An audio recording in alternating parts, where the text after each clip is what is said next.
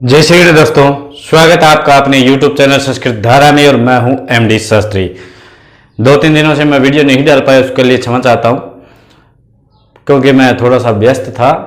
और आज मैं आपके सामने फिर वही वो 15% उनको लेकर के आया हूं कि रीट की हम जैसे तैयारी कर रहे हैं, उस तैयारी के माध्यम से हमें मॉडल पेपरों की बहुत आवश्यकता है। तो उन्हीं मॉडल पेपरों को लगातार लेकर के आ रहा हूँ मैं और अलग अलग किताबों से मॉडल पेपरों को भी छांट रहा हूँ, ठीक है, जिससे हमें यह पता चल जाए कि हमारे पेपर कैसे भी आए परंतु हमें उसमें सफलता लेनी ही लेनी है। ठीक है, अगर हमें सफलता लेनी है तो इसका मतलब हमें हर प्रकार के प्रश्नों को पढ़ना होगा, चाहे वह छोटे हो बड़े हो, हमें आते हो नहीं आते हो, उन सभी प्रश्नों को हमें जानना होगा और जान करके फिर हमें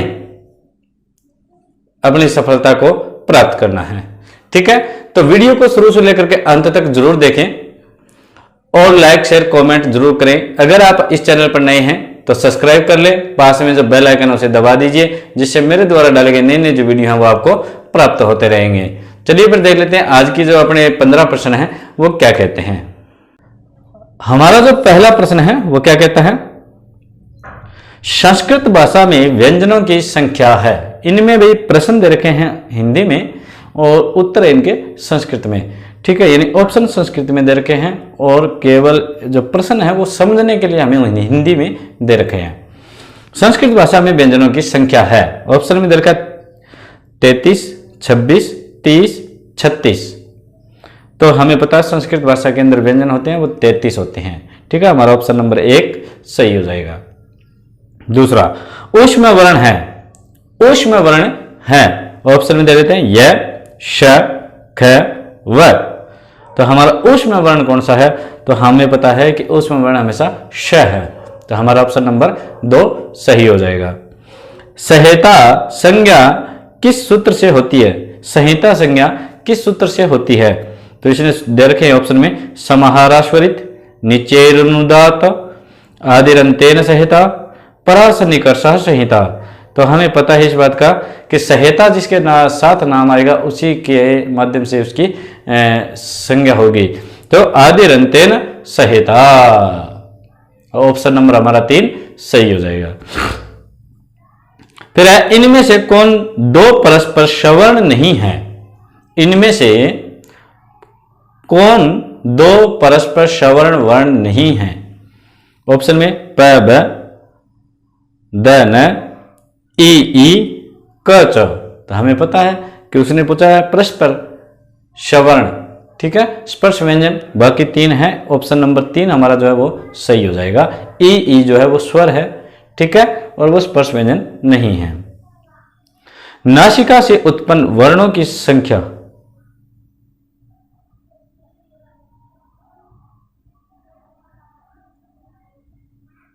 ओहो सॉरी, पीछे वाले प्रश्न के अंदर मैं आपसे बताना चाहूंगा, इसने पूछा था परस्पर सवर्ण नहीं है।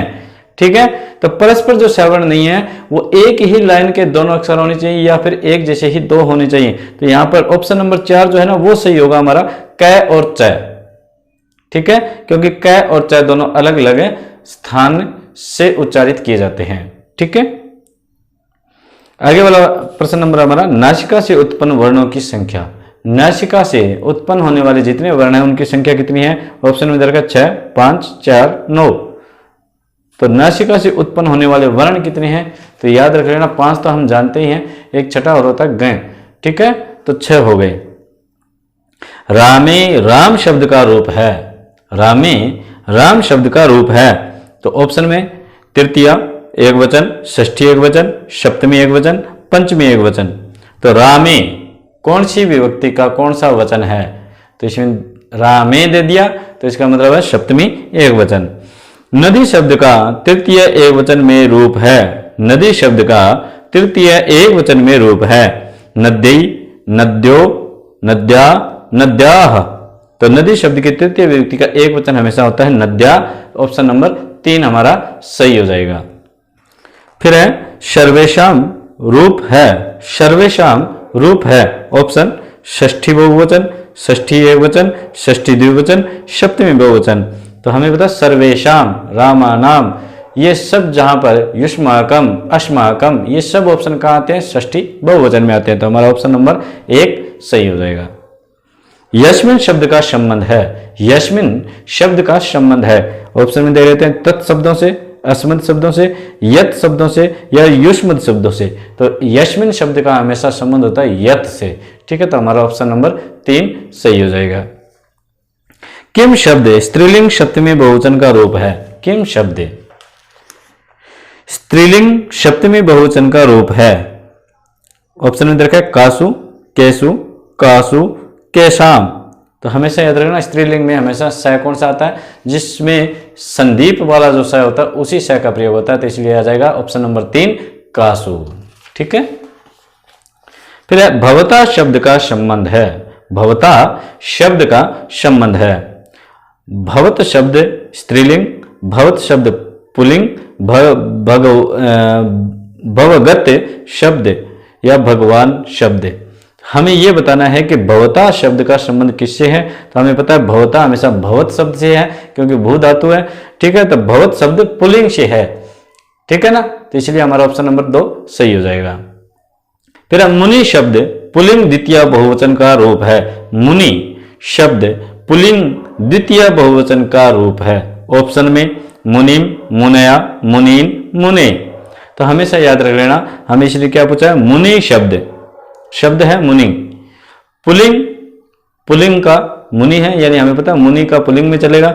और द्वितीय बहुवचन का रूप बताना है तो हमें पता है कि द्वितीय बहुवचन हमेशा मुनया होता है। तो ऑप्शन नंबर हमारा 2 सही हो जाएगा, ठीक है। फिर लिख धातु लंग लकार मध्यम पुरुष एक वचन का रूप है।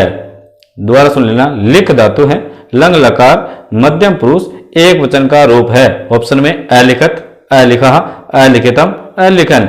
तो मध्यम पुरुष एक वचन में हमेशा अलिखा आता है। तो ऑप्शन नंबर हमारा 2 सही हो जाएगा।